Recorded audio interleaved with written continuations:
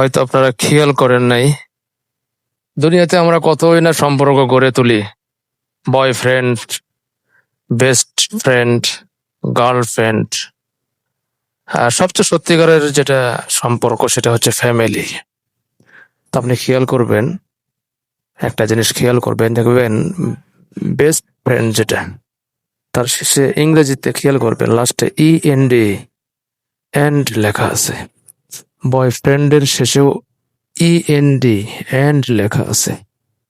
Girlfriend, তার শেষেও দেখবেন END লেখা আছে। তো END মানে কি আপনারা সকলে জানেন? মানে শেষ। এগুলো সম্পর্ক একদিন শেষ হয়ে যাবে। তো যেটা শেষ হয়ে যাবে তার পিছনেই আপনি ছোটেন, তাকে বেশি মহব্বত করেন, তার জন্য পরিবারকে ত্যাগ করেন। অথচ পরিবার, যার ইংরেজি ফ্যামিলি, এটাকে আপনি খেয়াল করবেন। ফ্যামিলির শেষ 3 হরফটা এমন একটা শব্দ, যেই শব্দ দিয়ে আপনি অন্যজনকে ভালোবাসেন, যেই শব্দগুলা ফ্যামিলির মধ্যে আছে, এই শব্দটা আপনি অন্যত্র ব্যবহার করেন। ILY, ILY, আইতে আই, এলতে লাভ, ওয়াইতে you, I love you. Family FAM, F তে ফাদার, AN, M তে মাদার। ফ্যামিলি, মা এবং বাবা, এই দুটাকে বলবেন আই লাভ ইউ। তো যেখানে ব্যবহার করার দরকার যে জিনিসটা, সেটা সেখানে ব্যবহার না করে আপনি অযথা একটা পচা ড্রেনে আপনি সেই শব্দটা, সেই জীবনকে বিলিয়ে দেন, যেটা আসলে কয়েকদিন পরে শেষ হয়ে যাবে। আর যেটা আপনার টেকসই, যেটা সারা জীবন থাকবে দুনিয়াতেও আখেরাতেও, সেটাকে আপনি খুব সহজে ভুলে যান।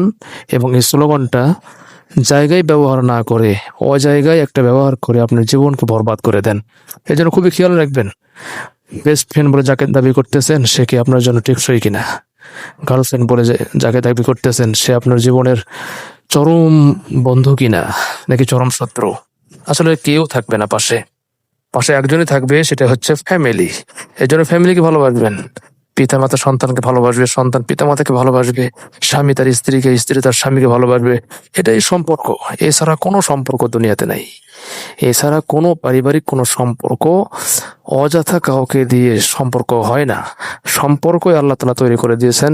সেটা পরিবারকে সময় দাও, পিতাকে সময় দাও, মাকে সময় দাও, ভাইকে সময় দাও, নিজের স্বামী স্ত্রীকে, স্ত্রী তার স্বামীকে সময় দাও। এটাই সবচেয়ে বড় সম্পর্ক। কথাগুলো বুঝে থাকলে অবশ্যই লাইক, কমেন্ট করে শেয়ার দিয়ে পাশে থাকবেন। ধন্যবাদ। আসসালামু আলাইকুম ওয়া রাহমাতুল্লাহ।